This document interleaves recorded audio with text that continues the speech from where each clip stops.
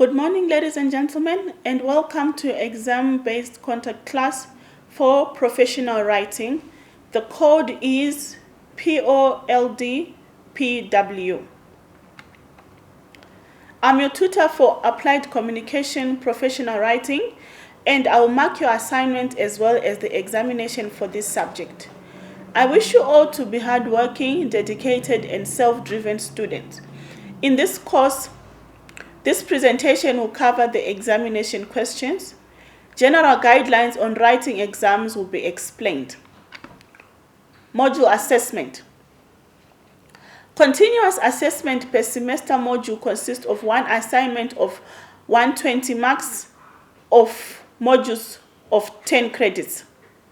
A 50% semester continuous assessment mark is required for admission to the examination. A 60% pass is required for practical assignments that will account for 50% of the continuous assessment mark. The duration of examination of 10 credits is one written paper of 2 hours and a half for 120 marks. A final pass mark of 50% is required, calculated by 60% of the examination mark, and 40% of the continuous assessment mark. A sub-minimum of 50% must be attained in the examination. The setting and marking of examination papers are moderated. The attendance of all contact training opportunities that are organized by IOL is compulsory. Acquire the study guide and all relevant prescribed study materials or recommended website information. All assignments must be handed in on time. Students with special circumstances struggling to meet deadlines should contact IOL in time. All forms of academic dishonesty, such as cheating and plagiarism, are prohibited. You are encouraged to manage your study time well and engage in learning circles. Focus on understanding, asking what, why, and how questions before memorizing content. Admissions to examination depend upon successful attainment of the required continuous assessment mark. Exit learning outcomes. Upon completion of this module, you should be able to evaluate the importance of different styles of writing, practice different styles of writing within a police organization, distinguish between professional writing and business writing, apply professional writing in official communique. Examination questions. These exam questions are discussed as they appear as a summary of the assignments. They appear on the tutorial letter for 2021. Here follows the questions. Question 1. Professional writing letter. Remember all the stages in writing a business letter. Pay attention to the correct structure of writing a letter, including 2 addresses. A business letter is a formal letter, therefore you should use a professional tone. A business letter is brief and straight to the point. Question 2, report writing. I'm going to go through the structure of the report writing with you. There is a title page. This will include the title of the report, who has written it, and the date it was written or submitted. Acknowledgements or the foreword. Thanks to the people or organizations who have helped. Contact page. As in a book, the list of headings in the report together with the page numbers showing where the particular section, illustrations, etc. can be located on the contents page. Executive summary. This is the most important part of many reports. This may be the only section that some readers read in detail. It should be written carefully with a complete overview of the message in the report and a clear summary of your recommendation. Terms of reference. This section sets the scene for your report. It defines the scope, the limitations of the investigation, and the purpose of the report. It should say who the report is for, any constraints, for example, your deadline, permitted length. In other words, your aims and objectives. The overall purpose of your report and more specifically what you want to achieve. Methodology or the procedures.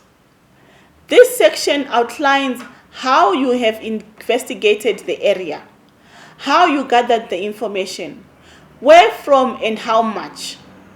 For example, if you use a survey, how the survey was carried out. How did you decide on the target group? How many were surveyed? How were they surveyed? By interview or by a questionnaire? Introduction, background. This helps tune readers to the background of your report. It is not another name of a summary and it should not confuse with this. They can be two separate sections or combined.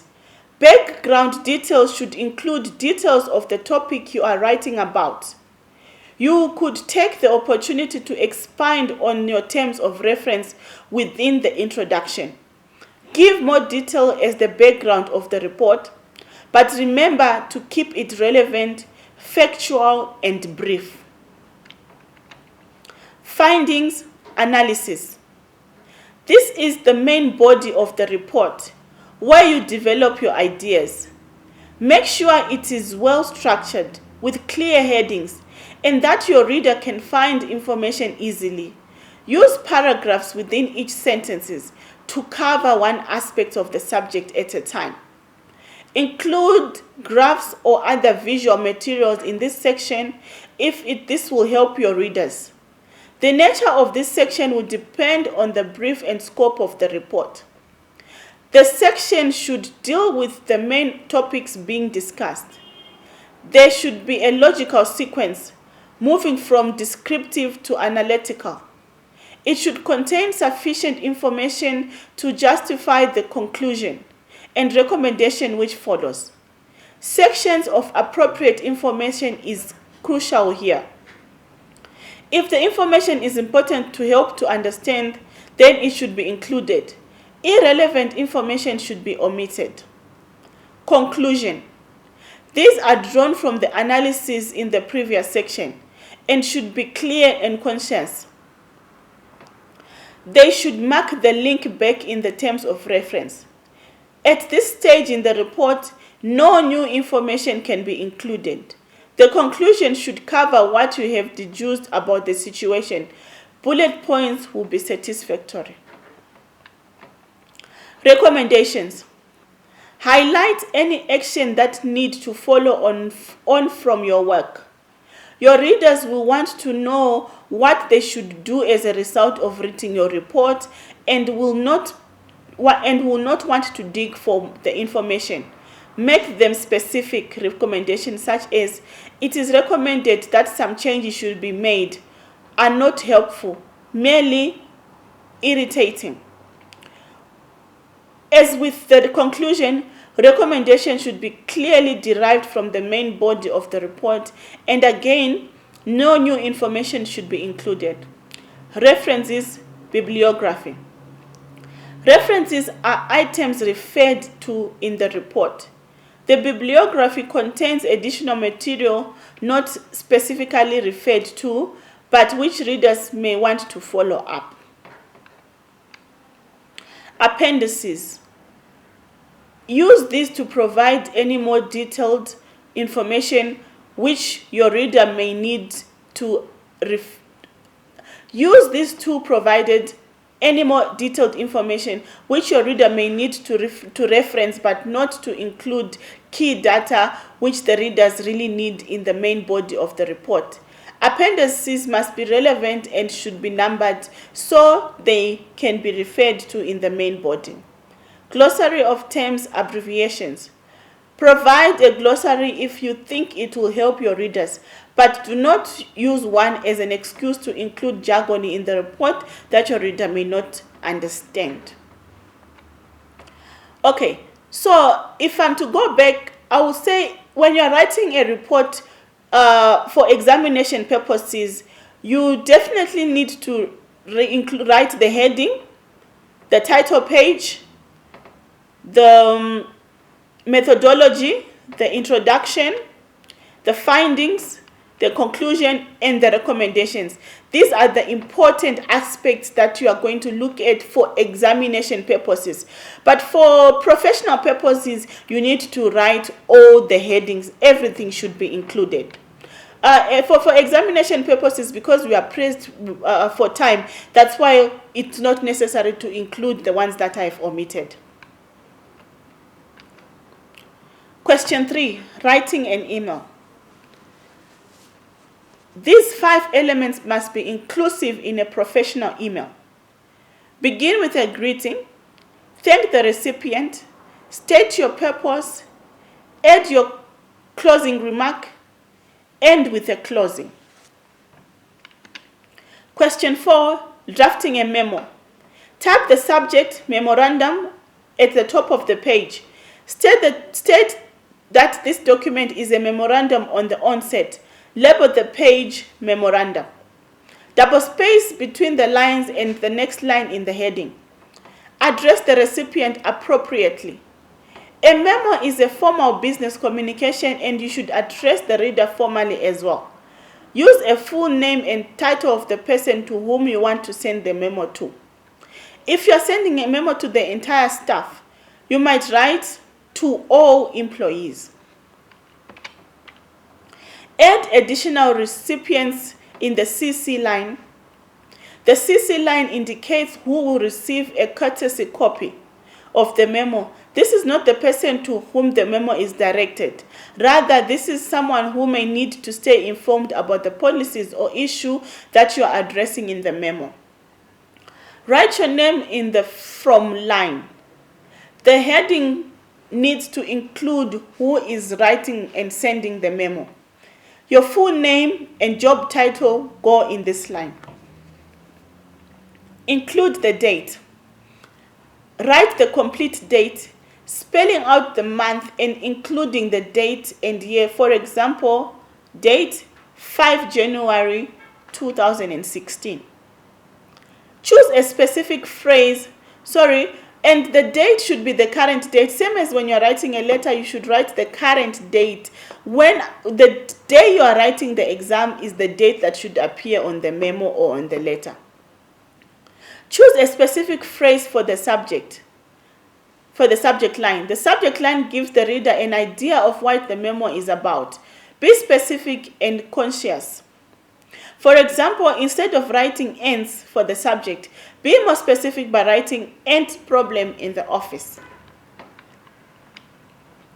Suggest the action that the reader should take. A memo is a call for action on a particular issue, whether it is an announcement about a new company product, new policies regarding expense reports, or a statement about how the company is addressing a problem. Restate the action that the reader should take in the closing paragraph of the sentence. For example, you might write, all employees must use the new accounting system by 1 June 2016. This can also include some evidence to back up your recommendations.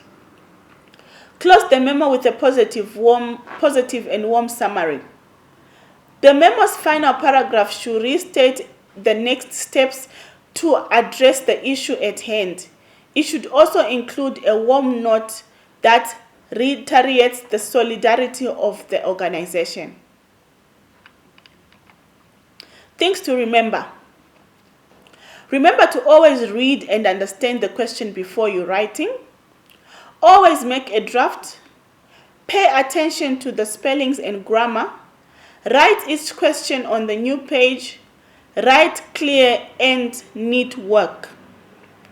And don't make a mistake of writing a letter where you are supposed to write a report, or vice versa, or write a petition where you're supposed to write simply just an article. Read what does the question require you to do. If it needs to write the report, make sure it's a report, because you are going to be penalized for not following that instruction. Instruction and information to candidates. What you should do when answering questions. Provide sufficient answers, meaning don't write too little or too much. Also check the mark allocated and determine the length of your answer. Try by all means to use your own words and refer to your experience. Make sure your statements, ideas make sense of what you intend to say. Good luck with the exam. Do not hesitate to contact me should you experience some challenges in your studies. My contact details are zabe.chim@yahoo.com, and my number is 081 330 6030. Thank you.